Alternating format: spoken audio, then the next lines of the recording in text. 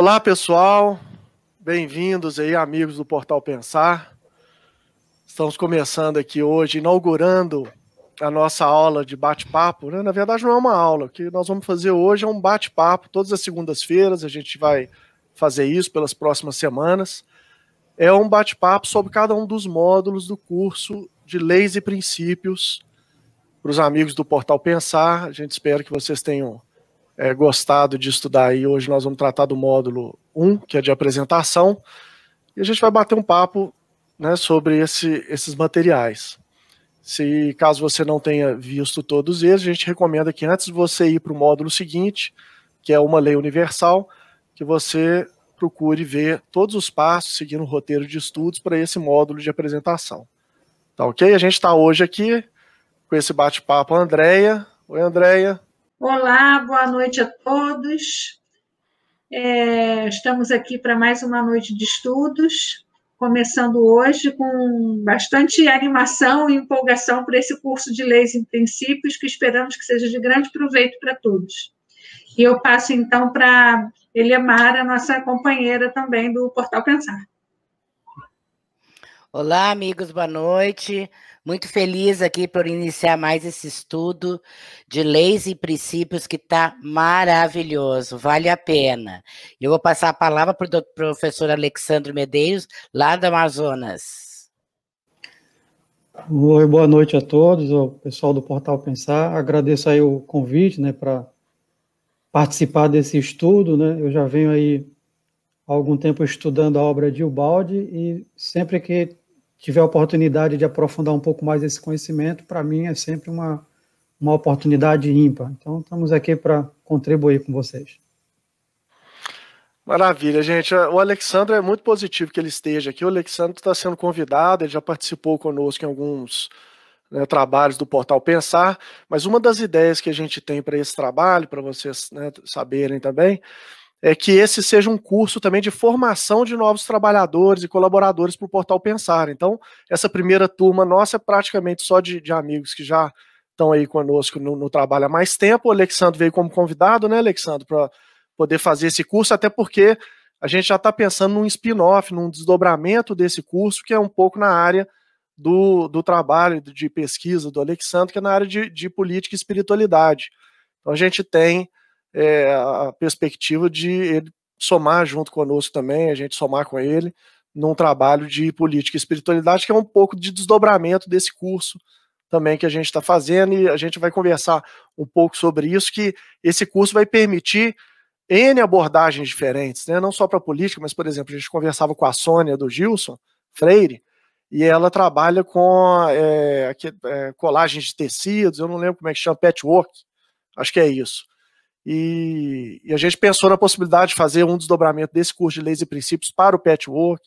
Então, a verdade é essa, se leis estão por trás de tudo, então a gente deveria poder adaptar esse trabalho para N aplicações diferentes, tá ok? Bom, eu vou colocar aqui na aulinha nossa, se a Andréia puder compartilhar. Essa aqui é a nossa plataforma, pessoal, só para vocês saberem, né? Quando você clica no link, você vai entrar aqui nesse curso Leis e Princípios, ó. E aqui em cima tem a barrinha de atividades. Então, o que nós estamos conversando hoje é sobre esse módulo 1, que é esse módulo de apresentação. Tá? Então, a gente vai conversar um pouquinho, a gente preparou aqui uma apresentação. Tá dando para ver aí, Andréia? Direitinho? Assim. Beleza, então. Bom, a gente vai, então, conversar aqui sobre as aulinhas aí desse primeiro módulo de apresentação, começando aqui por aquele vídeo em que a gente apresenta os autores, né? Então, conhecendo o Pietro Ubaldi, e a gente queria falar para vocês aqui que para ampliar essa formação aí no conhecimento do Ubaldi, além do Portal Pensar, a gente pode sugerir para vocês aí, quem quiser prosseguir nos estudos, ampliar os estudos, o IBS, caso vocês não conheçam, isso aí que a gente não falou na plataforma do curso, né? Mas para quem aí não conhece ainda, pode conhecer o IBS e a Nova Acrópole também, que é um portal de filosofia, é uma escola muito grande, que está presente em muitos países, E a gente indica também, Elemara é fã, né, Elemara, da Nova Acrópole. Adoro, adoro. E a sede do Rio Grande do Sul é praticamente no pátio da minha casa, do lado, assim. Pois é, a Nova Acrópole está presente em dezenas de países e tem muitas dezenas de escolas aqui no Brasil também. Então vale a pena fazer esse mergulho para conhecer um pouco mais de filosofia, porque isso vai ajudar no comparativo das leis e princípios com aquilo que os filósofos vêm afirmando ao longo do tempo, né? Seja bem-vindo aí o César também, acabou de entrar. Boa noite, gente. Desculpa atraso aí. Eu peço desculpa, eu não vi o César aqui, eu resolvi rolar aqui a barra de rolagem aqui, vi que o César estava aí esperando. Não, eu vi que eu estava sendo segregado, mas beleza, tá desculpado. Isso é bullying, César. Não, tá anotado, caderninho aqui, ó. Bom, pessoal, esse comentário aqui sobre a plataforma do IBS e Nova Acrópole, ele vai ser importante também, porque a gente não sabe se esse vídeo que a gente está gravando hoje vai ser visto pelos novos colaboradores do Portal Pensar. Então, às vezes, a pessoa conhece só o Portal Pensar, né? Às vezes não viu algum material extra, às vezes está chegando agora, e para conhecer mais sobre o Pietro Ubaldi, a gente pode indicar o IBS, e mais sobre filosofia, que é a temática do Portal Pensar, a Nova Acrópole, né? Então é importante a gente dar essa dica aí também. Eu queria conversar com vocês um pouquinho sobre o enigma. A gente não vai numa ordem direta, não. Quem aí conseguiu? César conseguiu brincar aí com o enigma, César? A Elemara falou que conseguiu descobrir o que era. Eu não montei, não, mas assim, olhando as figuras, eu comecei a imaginar o que seria. Pois é, a ideia do enigma, pessoal, é chegar aqui nessa forma aqui, ó. A gente tem lá no enigma um PDF com uma página para impressão. Eu vou voltar aqui para vocês poderem ver, ó. Aqui, ó. No enigma, a gente tem aqui, ó, um PDFzinho, ó, encarte, leis e princípios. Então a ideia é pegar esse encarte, dobrar assistindo esse vídeo aqui do origami, e aí vocês vão chegar nessa forma que eu estou mostrando aqui para vocês, ó. Deixa eu voltar lá na apresentação. Gui, se você quiser mostrar, eu coloco inteiro aí. Você na sua mão, quer ver? Pode, porque eu quero contar para vocês um pouquinho sobre a questão da formação da inteligência coletiva. Por isso que eu coloquei aqui esse material em primeiro lugar, tá, pessoal? Porque o que acontece? O curso, que é esse curso aqui, ó, de conexão e liderança com o coração, a gente deu um nome para ele de Connect Love. É um curso exatamente porque o que aconteceu? Ao longo desses anos que eu venho estudando o Ubaldi, e eu tinha uma atuação no movimento espírita, a gente via uma certa dificuldade, às vezes, de introduzir os conhecimentos do Ubaldi num primeiro momento. Eu falo isso no vídeo de apresentação, que a gente aguardava um material que pudesse dar base para a gente dar uma formação mais sucinta para as pessoas em relação ao que uma das principais coisas que tem no trabalho de Ubaldi, que é ele falando sobre leis. Então isso veio com o livro Senda Redentora do Gilson, nas preleções do irmão Francisco, que a gente tem lá ele falando sobre as leis e os princípios dessas leis. Então a gente pegou esse material e então colocamos na forma de curso, né? E a gente começou a observar que o conhecimento dessas leis daria para a gente uma condição melhor de fazer uma coisa que é aquilo que a gente chama de formação de inteligência coletiva. A Andréia estava até com dúvida aí, né, Andréia? Volta aí para eu ver vocês aí. Vocês estavam com dúvida em relação ao que vem a ser formação de inteligência coletiva, né?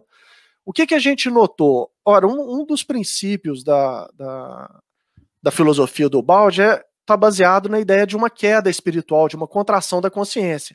E de que esse processo de queda ou de revolta, ele acontece reiteradamente, acontece sempre em todos os momentos da nossa vida. E a gente percebeu que isso afetava a formação de grupos. Porque os grupos, eles se reúnem, e aí a gente vai recorrer ao material, isso é uma coisa que não está nos estudos, tá, pessoal?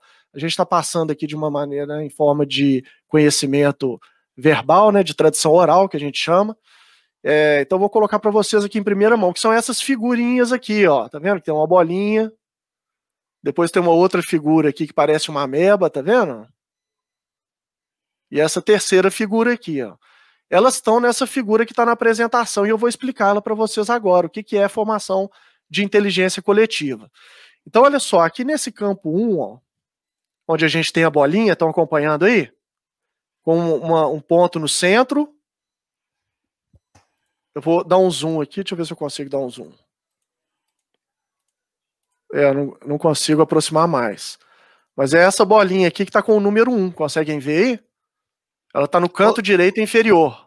Ô, Gui, tu não consegue ficar mostrando com o teu mouse ali na bolinha para pessoal ver eu acho que ele não aparece não, mas é essa bolinha aqui, ó. Tá. Uhum. Viram aí na minha câmera? Sim. Beleza. O que é isso aí, pessoal? Isso é uma simbologia de como que os grupos começam. Então vamos pensar aqui como é que é o Portal Pensar. Como é que ele começou? Em torno da ideia da gente estudar juntos, né, Lemara? Isso. Então nós temos um ponto central, todos nós estamos concentrados em torno daquele ponto, convergindo para esse ponto.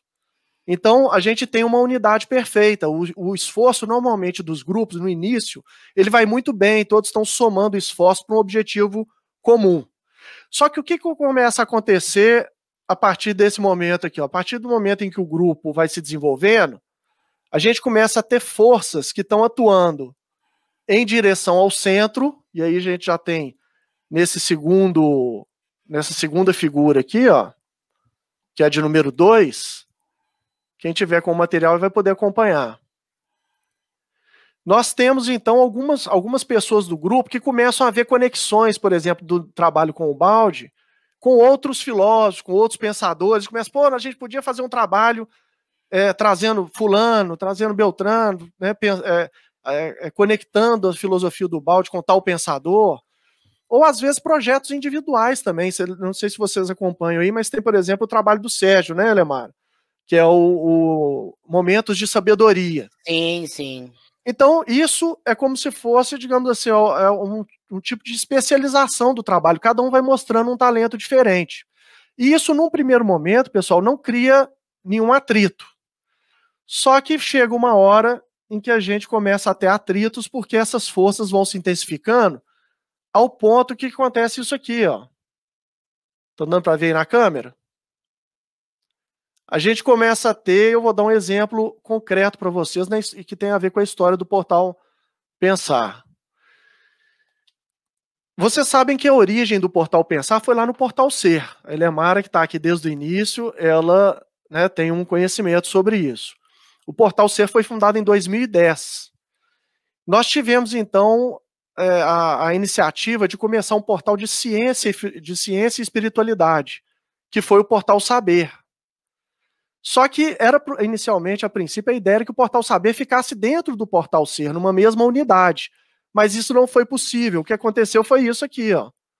O Portal Saber começou e ele acabou se separando depois, porque cria um ponto de ruptura, estão vendo? Que está simbolizado ali por uma linha.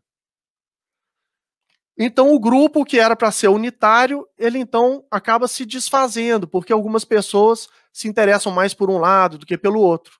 E aí o grupo se dissolve. O que às vezes atrasa uma série de processos nossos que deveriam convergir para a unidade, para um entrelaçamento cada vez maior entre os grupos. Percebem? Até aí vocês estão acompanhando?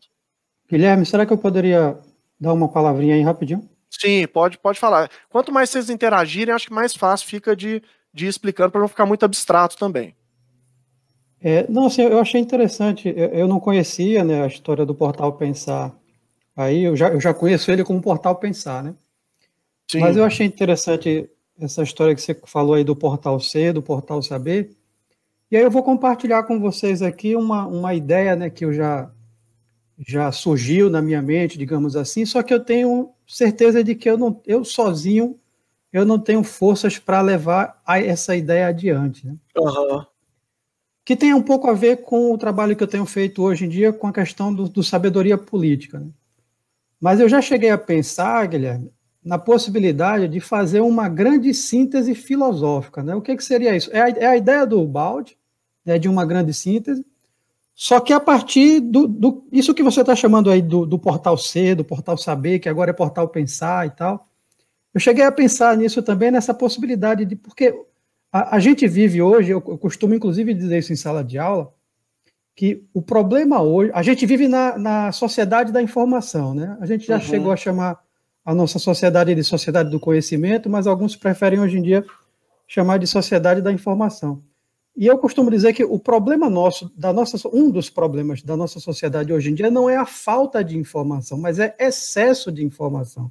Isso. A gente é bombardeado 24 horas do dia por uma quantidade tão grande de informação e a gente não consegue absorver tudo que a gente recebe ao longo do dia. Isso. E aí, eu acho extremamente interessante a gente ter algum dispositivo, na falta de uma palavra melhor, vou chamar de dispositivo, mas pode ser um site, como você está falando aí, pode ser um portal, um canal no YouTube, não sei.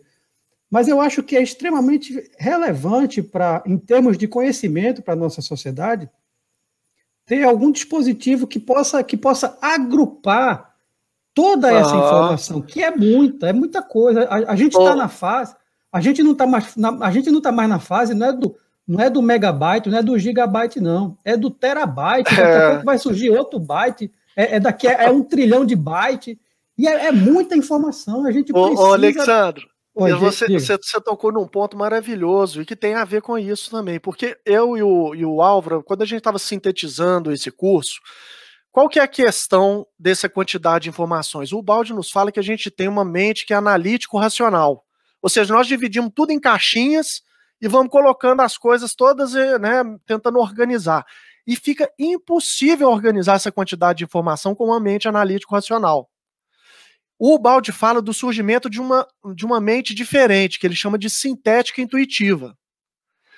Qual que é a base dessa mente sintética intuitiva? Um conhecimento e uma vivência profunda da lei.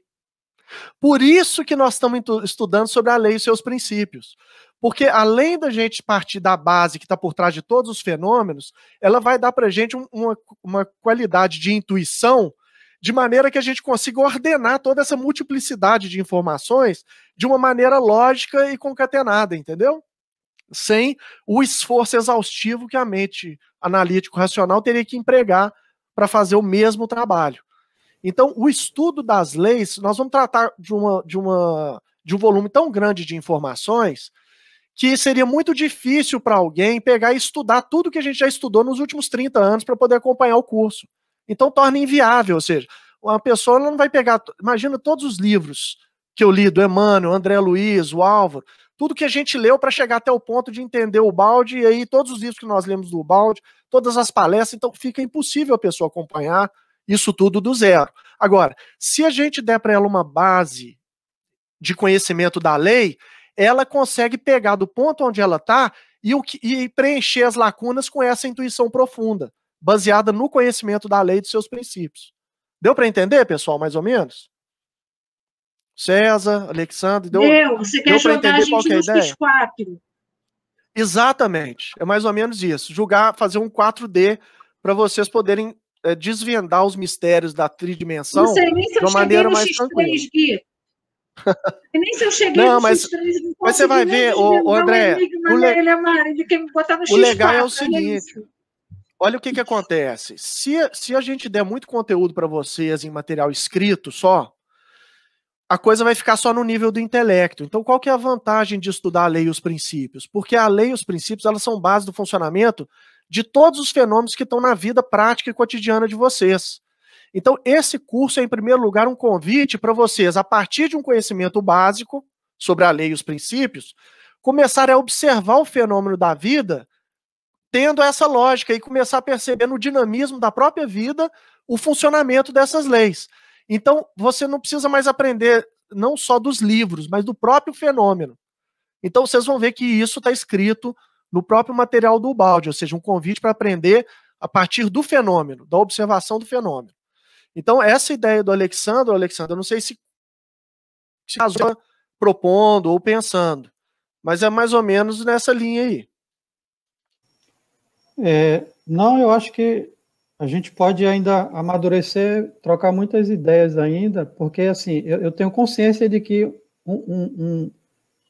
digamos assim, um projeto dessa envergadura, ele não tem como ser realizado por uma única pessoa. A gente precisaria de um grupo, isso aí que você chama, por exemplo, uma inteligência coletiva, né? Isso. É por isso que O Ubaldi ele fala o seguinte: imaginar a força de uma sociedade que se tornou organismo.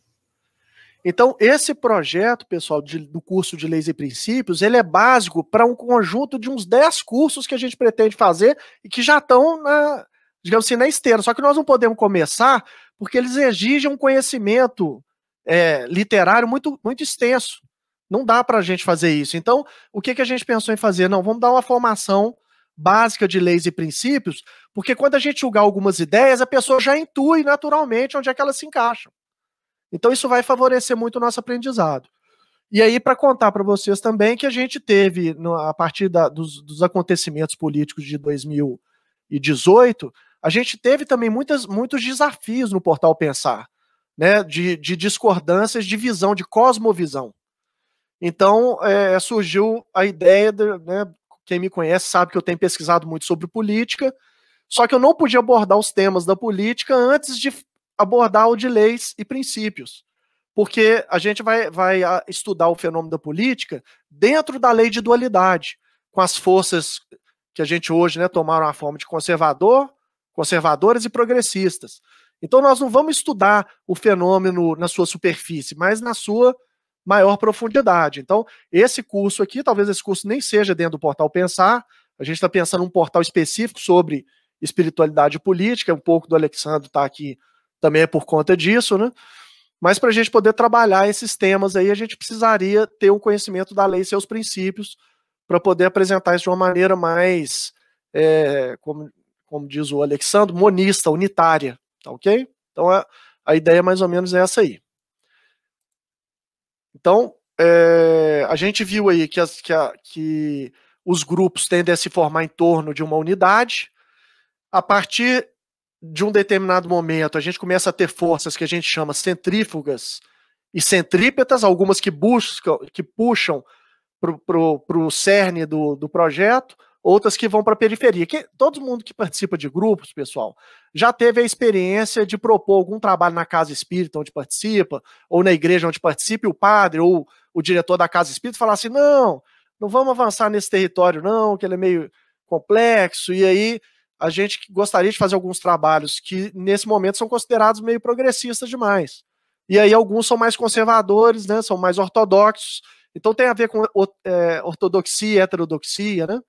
Então a gente tem, naturalmente, essas forças trabalhando dentro dos grupos e puxando umas para uma unidade maior e a outras querendo manter aquilo que o grupo já conquistou. Percebe? E aí começa um regime de luta dentro do próprio grupo. E aí chega num momento em que o grupo acaba se dissipando. Quem também já não teve essa experiência? E esse grupo é dissidente do grupo tal. Vocês já viram isso? Isso acontece com todos os grupos, com partido político, com grupos religiosos, dentro das famílias. Então, a gente tem esse jogo de forças. Por quê? Porque nós estamos repetindo um padrão de queda, né? Um padrão que mistura um pouco de sistema e de antissistema dentro dele. Então, o que a gente tem que fazer? Por que tem essas setas aí vermelhas e verdes? Porque se é natural que a gente tenha esse processo de diferenciação dentro do grupo, o certo seria a gente voltar para o centro, todo mundo. E qual que tem que ser o centro, então? Aí que é a pergunta, por exemplo, o centro do Portal Pensar, a gente, nesse momento, então, não vai ser mais o trabalho de Ubaldi só. O centro é que seja a lei e os seus princípios. Por quê? Porque a lei governa todos os fenômenos. Se a lei for a base de observação de todos os entes de qualquer grupo, a gente vai estar sempre prevenindo os grupos de entrarem nesse estresse que acaba por fragmentar o grupo. Então a gente consegue manter a unidade e expandir essa unidade. Então a gente vê isso, por exemplo, dentro da igreja, né, que a gente tem lá as ordens, né? Ordem franciscana, beneditina, o que é isso? É a igreja que conseguiu se diferenciar, mas manter um pouco da sua unidade. Não conseguiu manter totalmente, porque a gente teve a cisma, né, dos protestantes, a gente tem o espiritismo surgindo como uma nova revelação, tudo dentro da grande cosmogonia cristã. Então a igreja conseguiu manter mais ou menos uma unidade, mas não conseguiu manter totalmente ao longo da história. Então a gente vai, para prevenir isso aí, a gente vai trabalhar, e é isso que é formação de inteligência coletiva. Pode parecer talvez um pouco pueril, assim, à primeira vista, o que eu vou falar, mas eu penso que, assim, é óbvio que é muito importante a gente estudar sobre as leis e princípios, porque, né, tem as leis que tudo governam, que são imutáveis, e que se a gente tem um pouco de conhecimento delas, a gente consegue direcionar melhor a vida, como você estava falando no início, e que, sem dúvida nenhuma, a gente vai conseguindo, à medida que a gente vai estudando, perceber esse funcionamento na vida da gente, a ponto de entender onde a gente vai, se eu fizer tal coisa, não vai dar certo, porque eu já entendo exatamente como aquilo funciona. E aí você está falando dessas questões que normalmente acontecem dentro de uma convivência de grupo, familiar, política, religiosa, enfim, dos grupos como um todo. E para a gente falar em lei e princípio, para a gente falar, então, na lei maior, para a gente falar em monismo, por exemplo, a gente pode dizer que o que resume tudo é o amor. Sim. E é aí que eu acho que pode parecer pueril, mas que talvez seja bem complicado da gente aprender a viver isso, mas o dia que a gente aprender um pouquinho desse sentimento que deveria verdadeiramente nos mover, acabam as dissidências. Todas elas. Sim. Não vai ter mais dissidência na família, não vai mais ter dissidência em partido político, em grupo religioso, em lugar nenhum. Uhum. E às vezes a gente está aqui pensando, tentando estudar lei, não estou falando de nós especificamente, estou falando de uma maneira assim, abrangente. A gente está aqui tentando estudar a lei, estudar princípio, mas a nossa visão, ela é ser intuitivo-sintética, ela ter saído um pouco do racional analítico, ela tem que começar a entrar por esse campo do sentimento. Porque a intuição, ela é algo que ela advém do conhecimento, mais o sentimento que aquilo vem traduzindo. Sim. Porque se eu não sinto, eu não intuo. Então, eu continuo só conhecendo racionalmente. Isso. E continuo só na parte de análise, sem entrar na parte de síntese. Uhum. E de intuição, né? E isso eu acho que é uma coisa que deve também mover as nossas, vamos dizer assim, a centralidade daquilo que a gente quer estudar. Isso. Lei e princípio, mas sempre sabendo que tudo, no fim, se resume no monismo que é o amor. Né? Que Deus, isso mesmo. Ô, André, João, Deus é amor. Pois é, isso é tema de muitas vezes, até por incrível que pareça, porque a gente fala do exercício prático do amor, mas a gente às vezes não tem vou tentar dar um exemplo concreto, que a gente usava lá na época da mocidade, lá na Manuel Felipe Santiago, a mocidade onde a gente participava. Imagina que uma pessoa sofre um atropelamento, e a gente, imbuído de todo o amor, a gente vai lá tentar acudir aquela pessoa e movimenta ela. Às vezes com a intenção de amar, sem o conhecimento, igual você falou, precisa de ter conhecimento e sentimento. Se eu for movido só pelo sentimento, e isso vai ser tema dos nossos estudos na parte de dualidade. Às vezes só o sentimento sozinho, ele pega muitas armadilhas, muitas pessoas estão sendo levadas a fazer coisas horríveis por um sentimento que elas acreditam que seja de amor, e às vezes até bem intencionado. Mas baseadas só no sentimento, elas fazem escolhas que são muito ruins e às vezes elas estão sendo comandadas por alguém que está pensando só racionalmente, falar, aquela pessoa ali eu vou pegá-la pelo sentimento. E ela capta aquela pessoa, coloca aquela pessoa para se movimentar numa determinada direção baseada no sentimento, mas no entanto, aquelas ações vão resultar em algo que é, às vezes, o oposto do que ela espera que aconteça. Então, para eu poder abordar esses temas, inclusive isso a gente vai ter que estudar dentro da lei de dualidade, razão e sentimento. Não vai dar para a gente aprofundar muito, mas a gente vai conseguir aprofundar um pouco mais nesses temas. Outro ponto... Posso colaborar? Pode ser, Alexandre, só para complementar, que é um outro ponto que a irmã Aila trazia sempre, que é de conflito dentro da igreja. Na igreja ela falava que tem 3 grupos. Um é o grupo filosófico, que é o grupo que pensa, né, a teologia dentro da igreja, etc. Um outro grupo é o grupo do carisma, que é o grupo da mediunidade. Então, um é do intelecto, o outro é o da mediunidade, da intuição, né, que vai trabalhar a parte do carisma, das inspirações, etc. E o outro grupo é o grupo do trabalho assistencial. Esses 3 grupos, ela falava que eles viviam em luta. Por quê? Porque os teólogos achavam que os outros 2 tinham que estudar mais. Os médiums, né, ou os inspirados, achavam que os teólogos e os da prática tinham que deixar um pouco seu campo de trabalho para poder se conectar com as esferas superiores. E o pessoal do trabalho assistencial achava que os outros 2 eram muito teóricos, que eles tinham que ir mais para ajuda ao próximo. Então a gente tem esses 3 elementos que aí na lei de Trindade nós vamos poder ver muito bem que as pessoas se afinizam com grupos diferentes, eles continuam em regime de luta, porque cada um acha que tem uma porção maior de amor, entendeu? Uns que porque estão estudando a parte racional, outros porque estão se entregando à parte mediúnica ou inspirativa, e outros porque estão ajudando o próximo de uma maneira mais imediata. Então, às vezes, a gente tem que, para saber equilibrar, é importante a gente entender como é que a lei funciona, e aí sim nós vamos para a prática, cada um na sua área, no seu talento, para poder agir. Diga, Alexandre. Não, é só para colaborar um pouco aí com a fala da Andréia, né? E me desculpem até se eu viajar um pouco aqui, porque filósofo tem um pouco disso, né? De gostar de viajar um pouco nas ideias, né? Sim. Mas vejam só, a gente aqui, de alguma forma, a gente está conectado graças à internet. A gente está aqui numa rede. Vamos imaginar que isso aqui seja uma inteligência coletiva, né? Aí aqui agora é onde eu vou fazer a minha viagem filosófica. Eu também não cheguei no nível X4, não. Estou muito longe ainda também, mas de vez em quando a gente imagina, né, como é que possa ser, né? Imaginem se no nível X4, além de nós estarmos aqui conectados através da internet e através dessa capacidade analítico-racional, imaginem que a gente estivesse conseguindo aqui sentir um ao outro, né?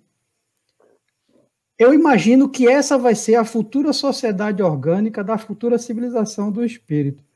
Essa sociedade orgânica de que fala o Baldi é uma sociedade em que as pessoas elas estão conectadas umas às outras através. Aí é por isso que eu estou dizendo que eu quero reforçar o que a Andréa falou, né? Através desse amor. Então a gente precisa pensar nessa ideia de uma inteligência coletiva, né? Nessa sociedade orgânica.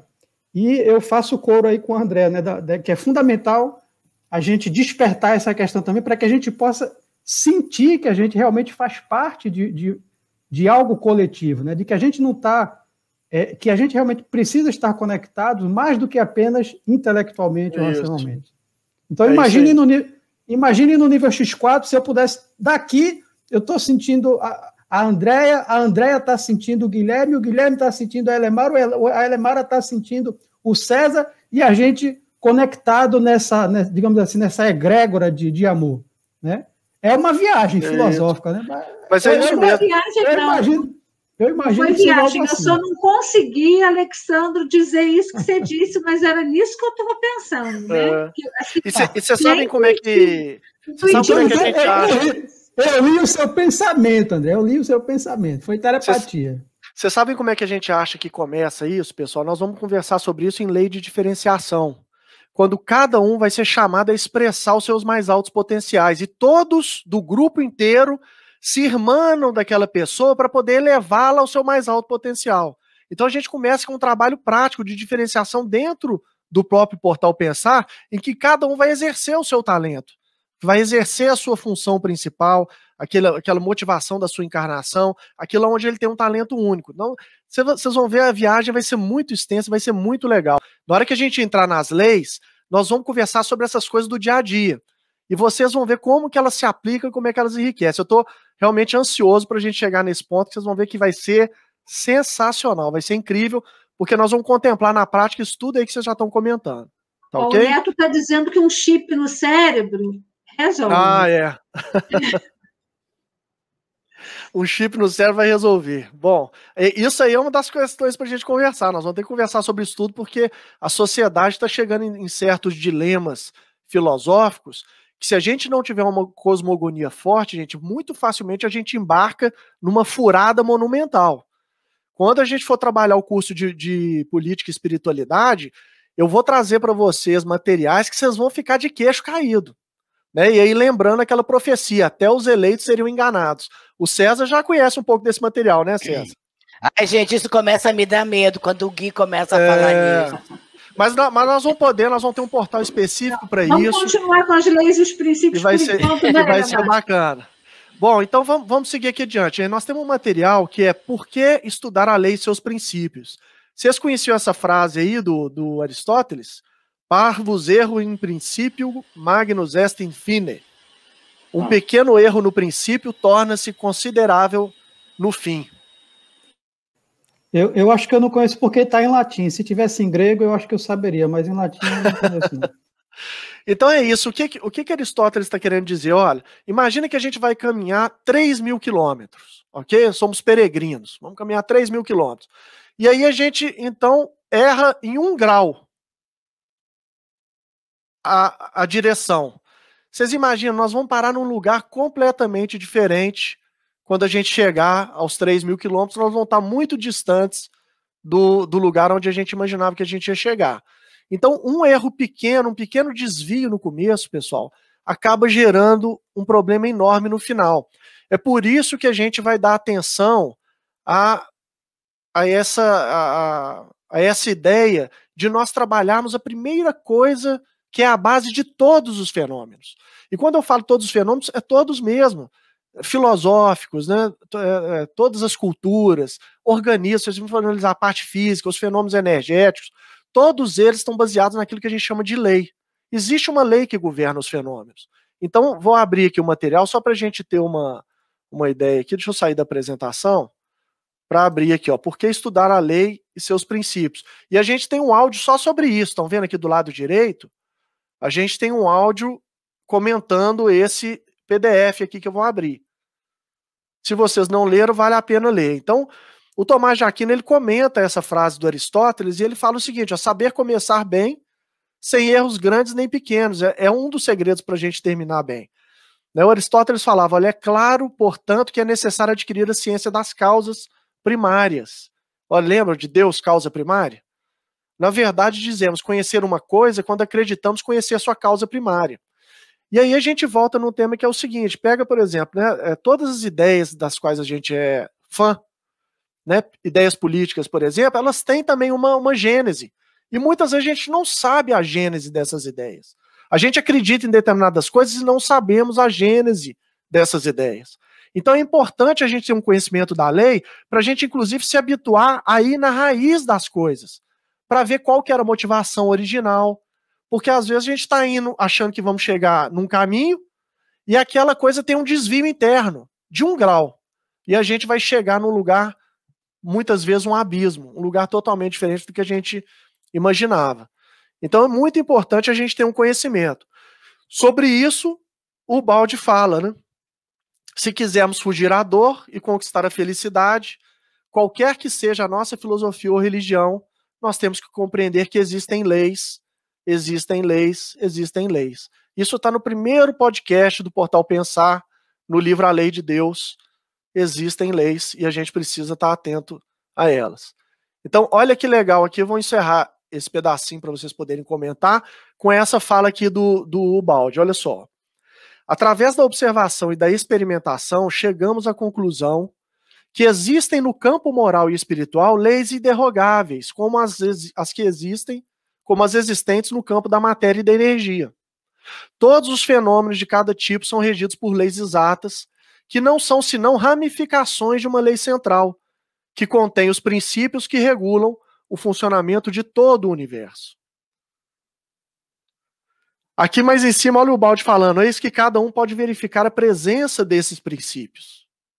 Então, é aquilo que a gente estava falando com vocês, ora, nós podemos observar na prática a existência dessas leis e desses princípios, e se vocês concordam, né, podem comentar aí, isso talvez seja o elemento primordial para a gente estudar, o funcionamento da lei e de seus princípios, porque eles que regem todo o resto, né, do mundo fenomênico que nos cerca. Se alguém quiser comentar aí alguma coisa, fiquem à vontade. Eu queria fazer uma pergunta, Guilherme. Sim.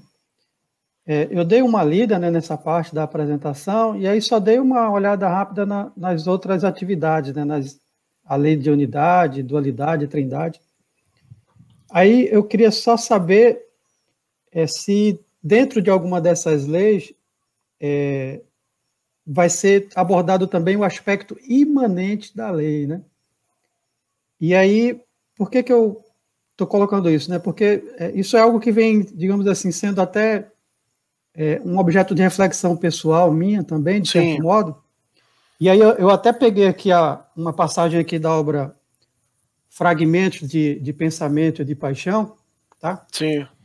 Que aí eu vou só ler aqui, tá? Na página 17 dessa tradução aqui, né, do primeiro, segundo, terceiro parágrafo. O Baldi diz aqui, ó, a lei divina, sempre presente no interior das coisas e dos seres, não admite mentiras, porquanto é imanente na consciência. Isso. Não admite violações nem fugas, por situar-se no mais íntimo do espírito humano. Né? E aí, como vocês sabem, né, que eu sou da filosofia, né, essa questão desse aspecto imanente da lei, eu já tentei fazer algumas reflexões nesse sentido, por causa do Sócrates, né, aquela coisa do conhece-te a ti mesmo. Né? E eu acredito que a minha contribuição aqui com o estudo vai ser muito nesse sentido, né, de, por exemplo, tentar trazer alguma ideia de algum filósofo e tal, né, isso, a partir da obra de Ubaldi. E aí essa questão, né, essa coisa desse conhecimento de si mesmo, que na verdade não é uma frase do Sócrates, né, era uma inscrição que ficava no templo de Delfos, né, do deus Apolo. E aí o Sócrates viu essa frase e tomou isso com... Eu sempre costumo brincar, né, dizendo que se tivesse o WhatsApp lá na época do Sócrates, o status dele ou seria só sei que nada sei, ou então essa frase do conhece-te a ti mesmo, né? Ele ia ficar revezando, né? Uma hora ele ia colocar só sei que nada sei, a outra hora ele ia colocar conhece-te a ti mesmo. Né? Essa parte da filosofia, né, dessa busca desse conhecimento me atrai muito, né? Eu tenho muito interesse nessa coisa, desse conhecimento de si mesmo, e quando o Baldi fala desse aspecto imanente da lei, me remete muito a essa ideia, né, de que se eu mergulhar na minha interioridade, eu vou exatamente ao encontro dessa lei. Né? Então, aí a minha pergunta é nesse sentido. Naturalmente, eu não li todo o curso, né, só vi lá as partes lá principais, eu li só a parte da apresentação, mas tem algum momento lá destinado a essa discussão desse aspecto imanente da lei? Tem sim. A gente vai discutir imanência e transcendência dentro da lei de dualidade. Porque se nós somos governados mais pela imanência, nós tendemos a soberba, de uma certa forma. A acharmos que tudo que nós fazemos, então, vai ser expressão dessa lei ou da vontade divina. E tem religiões que são profundamente imanentes, tá? A gente vai poder abordar isso aí mais também em outros cursos. Mas a gente se a gente tiver a preponderância da imanência sobre a transcendência, nós vamos ter certos problemas. Se houver o contrário, a preponderância da transcendência sobre a imanência, nós vamos tender a acreditar num Deus externo, inatingível, com virtudes que escapam completamente às nossas possibilidades e assim por diante. Então, a gente vai ficar muitas vezes numa situação de aguardo, né, de espera eterna. Então, o equilíbrio entre esses aspectos da imanência e da transcendência é muito importante. Nós vamos trabalhar ele dentro da lei de dualidade. Não sei se isso responde a sua pergunta. Não, quando a gente estiver, então, lá na lei de dualidade, aí eu procuro me aprofundar um pouco mais, então, nessa parte da imanência e da transcendência. Isso aí nós vamos ter que pesquisar muito, você sabe, porque um dos materiais que está faltando no curso ainda é exatamente sobre as dualidades. A gente queria fazer com a colaboração de vocês. Então, por exemplo, a Andréia poderia ficar com a pesquisa de sentimento e razão, mas aí realmente fazer um trabalho de pesquisa, o que o Baldi fala sobre esse tema, o que Emmanuel traz, o André Luiz, fazer uma pesquisa, não precisa ser longa, com algumas ideias básicas para a gente refletir. E aí ela escolhe um amigo para bater papo sobre aquilo. Né? Você já poderia ficar, por exemplo, com imanência e transcendência. E assim a gente distribuir alguns temas de dualidade para exemplificar. Porque, gente, as dualidades são muitas. E muitas são muito importantes. Né? Sobre bem e mal, sobre dor e alegria. Então nós temos muitas dualidades para trabalhar na lei de dualidades, que daria, só isso daria um curso inteiro sobre dualidades. Né? E tem cursos na internet sobre isso. A dualidade realmente é algo que ainda faz parte, né, da nossa, enfim, daquilo que nos compõe atualmente, mas Sim. o Alexandre trouxe uma coisa bastante interessante, e também é uma coisa sobre a qual eu penso ultimamente bastante, e essa imanência, eu penso que sem a imanência eu não consigo nem conhecer a transcendência. Sim. Porque a transcendência, esse Deus externo, normalmente é aquele Deus que a gente finge que acredita. Né? Porque é quando diz assim, porque Deus e aquele Deus para fora, e um Deus para fora a gente não consegue entender. Sim.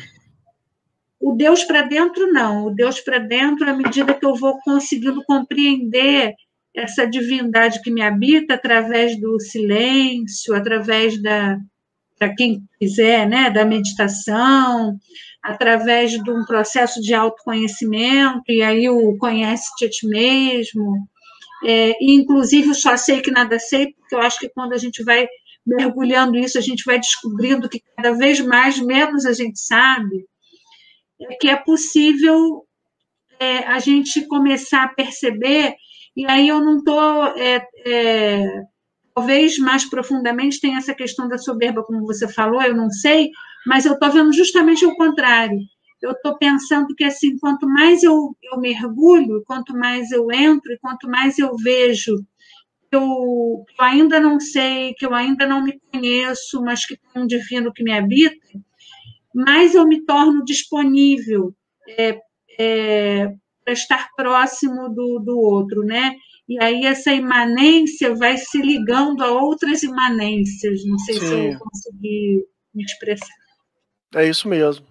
É isso mesmo. É porque a gente vai ver em alguns movimentos, a gente vai ver que às vezes só a ideia da imanência pura, ela pode nos conduzir a determinados caminhos que no limite eles vão acabar fazendo com que a gente seja... Bom, é difícil a gente comentar isso sem poder aprofundar, né, no material que a gente tem já disponível para outros cursos. Mas o que você falou tem toda a validade, viu, André? A imanência ela vai dar para a gente uma condição de respeito à imanência dos outros, a presença de Deus no íntimo de cada ser, né? Isso aí é o que é importante para ficar gravado agora. Depois nós vamos poder entrar em outros aspectos disso aí. Gente, para nós vai ser bacana. Só um pouquinho, eu tô adorando esse debate aí, gente, da imanência e transcendência, porque eu tenho uma dificuldade de entender o que é imanente, o que é transcendente, que eu leio, e quanto mais eu conheço, mais burro eu fico, ou seja, só sei que nada sei mesmo. Quanto mais sabe o que vai ajudar? Mais... O filme A Cabana, porque aí a gente até assistiu, né, César, o filme. E como o filme ele trata da Trindade, ali a gente vai poder falar, porque lá está bem caracterizada a questão da imanência e da transcendência. Vai dar para a gente conversar um pouquinho também sobre isso. Vou assistir de novo. Eu vi, mas é o tipo do filme que tu tem que ver mais de uma vez, né? Ele vai ser uma atividade para o nosso módulo sobre Trindade. Tá, perfeito. Tá bom? Vai ser assistir o filme. Então vamos passar aqui para o último slide aqui, que pessoal, que é o porquê refletir sobre o Evangelho e a sua lógica interna. Deixa eu até colocar aqui. Esse aqui é um post que eu fiz no Instagram, que está aqui do lado esquerdo, estão vendo? Que o Balde ele vai falar o seguinte, olha só.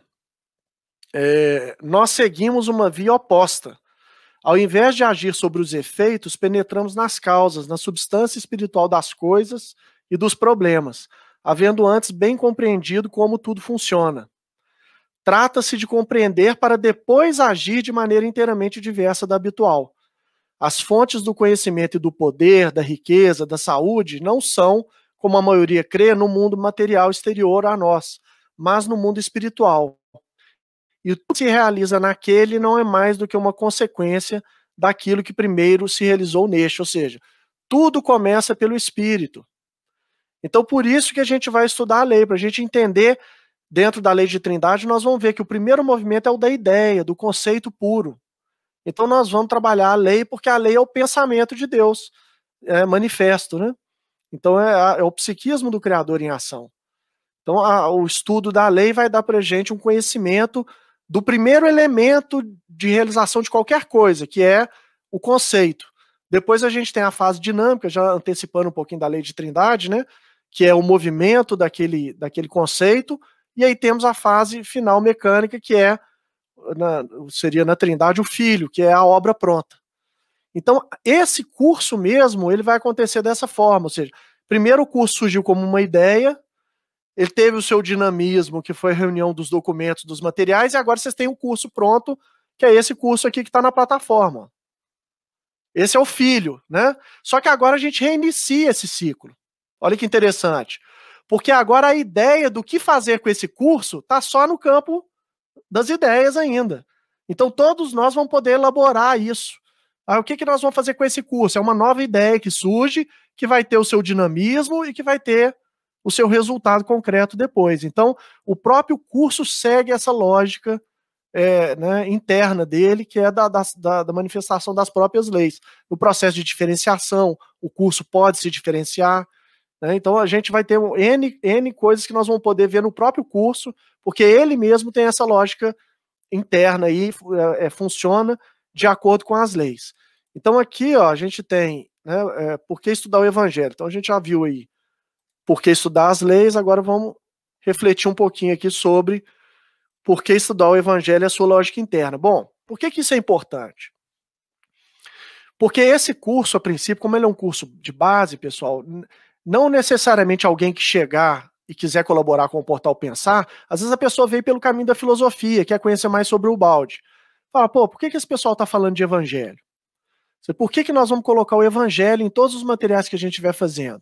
Não é uma escolha, como o balde diz, fideística, baseada na fé ou no sentimento de amor pelo Evangelho. A gente tem essa fé e tem esse sentimento, mas a escolha é também racional, né? E aí o balde ele vai explicar um pouco sobre isso, né? A gente tem aqui essa fala dele, que é o seguinte: o Evangelho do Cristo não é uma consolação para os deserdados, uma substituição às alegrias da vida, deslocados no futuro, no céu, mas exprime uma realidade biológica, porque indica as vias da evolução.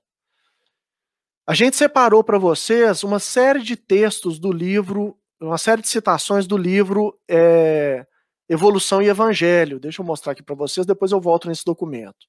Tá dando para acompanhar aí, pessoal?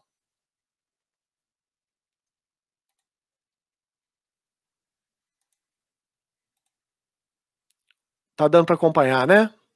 Beleza. Então, aqui, ó, esse documento ele tem, tá vendo? Ele é bem extenso, mas estão vendo que a gente circulou algumas? Né? Então tem aqui o valor racional e científico do Evangelho. O que nós fizemos? Nós fizemos uma pesquisa com trechos citando a palavra Evangelho. A gente poderia ter feito na obra inteira, imagina quantas citações não teriam, né? Mas nós pegamos só do livro Evolução e Evangelho, por uma escolha aleatória. A gente achou que esse livro teria umas citações interessantes e a gente pegou algumas e a gente circulou as mais importantes. Então seria muito legal depois vocês lerem algumas delas. Eu vou ler só essa primeira. Aliás, eu vou ler lá no documento porque as principais estão no documento aqui, estão na apresentação aqui, no PDF aqui, que está por que refletir sobre o Evangelho. Então olha o que o balde vai falar. Né, essa que eu li para vocês, que nós seguimos uma via oposta, que é de ver, né, atuar sobre os efeitos. E aqui ele vai falar o seguinte, ó, aqui, ó, tomar o Evangelho a sério, pretendendo nada menos não se pregá-lo, mas vivê-lo no mundo de hoje, é apresentar o Evangelho pelo seu lado utilitário, demonstrando que ele dá maior rendimento prático do que os métodos que o mundo usa, julgando os melhores. É fazer apelo não mais à bondade e à fé, como sempre se fez, mas hoje apelo inútil, porque ninguém mais crê, mas apoiar-se na capacidade de raciocinar e calcular das pessoas inteligentes. Procuramos, assim, fazer compreender ao homem moderno, que se vai civilizando, o funcionamento de uma máquina maravilhosa, que há 2 milênios o mundo tem entre as mãos, sem ter ainda compreendido o fruto que ela pode dar quando souber fazê-la funcionar. Trata-se de secundar a história no grande trabalho desse seu parto doloroso, de evoluídos em massa, e não mais de casos esporádicos, excepcionais. Só essa massa poderá formar a futura humanidade, sociedade orgânica em que o evangelho seja finalmente vivido. Então nós estamos falando de uma abordagem do evangelho que é do seu aspecto biológico também. Ou seja, é como se o evangelho fosse um tipo de lubrificante social para as relações, percebem? Ou seja, para nós formarmos essa inteligência coletiva, a gente acredita que uma das melhores ferramentas para nós, a melhor ferramenta, seja a lógica interna do evangelho. Ora, imagina o que o evangelho já fez pela humanidade nesses 2000 anos. Então, se a gente tiver uma compreensão mais profunda do evangelho, entendendo que ele é o melhor exemplo do bom funcionamento da lei e dos seus princípios, então a gente pode aplicar o evangelho nas relações com ainda mais profundidade e ainda mais no campo prático, né, que é onde a gente vem falhando mais, né? Então, trata-se da busca de um Cristo universal, ou seja, que é conexo a todos e no qual, pois, pode se concentrar o consenso de todos os justos que seguem os princípios do evangelho, ainda que formalmente eles se filiem a outros ritos e hierarquias.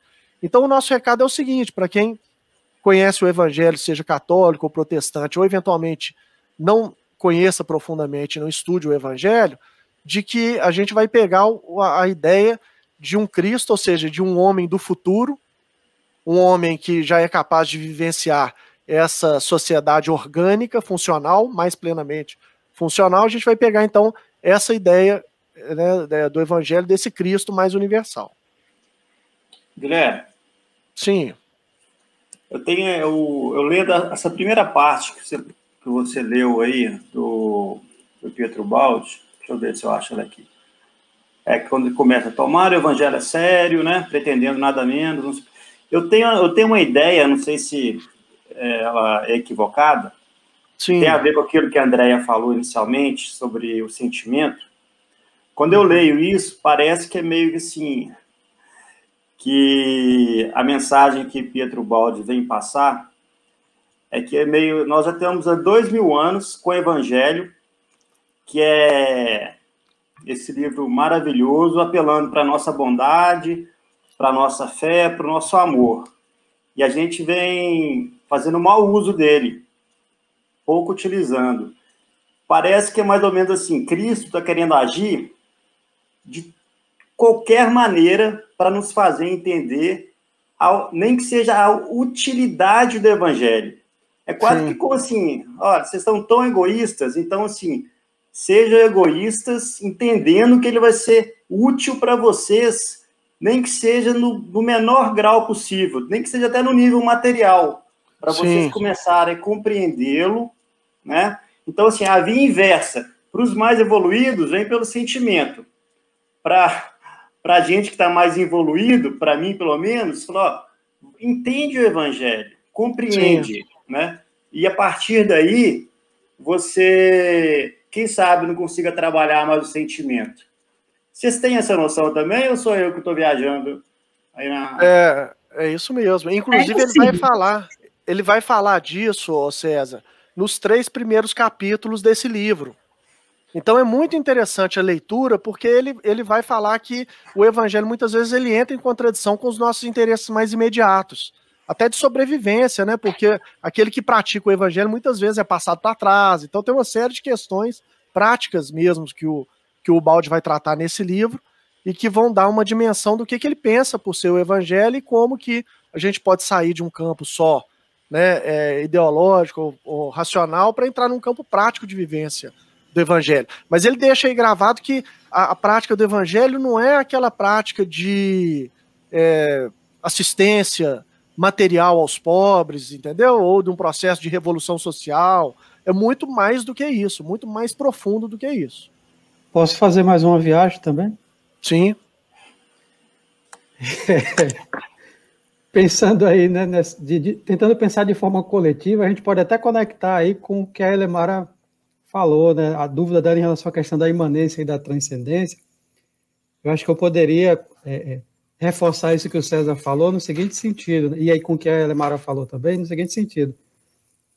que a gente está há 2000 anos ainda tentando colocar em prática o Evangelho, porque o Evangelho ele ainda permanece exterior à nossa consciência. Enquanto a gente não fizer com que as palavras do Cristo sejam imanentes a nós, né, enquanto que a gente não fizer com que isso realmente parta de dentro de cada um de nós, a gente vai continuar tendo que essa necessidade de ler o Evangelho, de conhecer o Evangelho, de ir em centro espírita, de ir numa igreja, de ir num templo, né? Porque isso não está tão ainda imanente a nós. A gente vai numa igreja e aí naquele momento a gente se sente bem. Isso. Aí a gente sai do centro espírita com aquele desejo. E o Evangelho sai da gente. Eu vou mudar o mundo agora, vou transformar tudo. Aí quando chega em casa que tem a primeira briga com a esposa, danou-se, acabou tudo, eu não quero mais mudar nada e tal. Então, eu acho que é um pouco nesse sentido, né? Enquanto o Evangelho permanecer exterior a nós, enquanto a gente não fizer com que ele seja imanente, né, a gente vai estar sempre tendo essa necessidade, né, de trabalhar essas questões. Né? É isso mesmo. E tem uma outra questão, que aí é óbvio que, por exemplo, não é para mim ainda, claro, né? Mas falando de uma maneira mais ampla, o Guilherme agora falou da questão daquele que tenta... Pode tirar a apresentação aí, se você quiser, daquele André. Que tenta, digamos, viver isso e é passado para trás. Mas quem entendeu o Evangelho, quem entendeu, não se sente passado para trás. Quem entendeu o Evangelho sabe que nós estamos dentro de um mecanismo da lei, né? Como sofrendo né, somos agentes e pacientes dentro dessa lei. Mas a partir do momento que eu entendo, eu não acho mais que alguém me passou para trás. Eu sei que ele está agindo de acordo com a lógica dele. A lógica dele da lei. E que no momento dele ele está correto. Isso. Eu entendo isso. Então, não tem passado para trás, né? Isso eu acho também que tem a ver com essa compreensão do Evangelho, como o Alexandre disse, quando o Evangelho é imanente, né? Quando ele deixa de ser um livro que eu leio e fico, como eu costumo dizer, que eu ainda estou só na verborragia, né? Porque ainda não está dentro, então a gente fica falando, mas quando ele entrou realmente, quando ele está dentro de mim. Muito bacana, André, é isso mesmo. Nesse livro, em outros, né, na História de um Homem, o Baldi ele vai abordar também a lógica do involuído.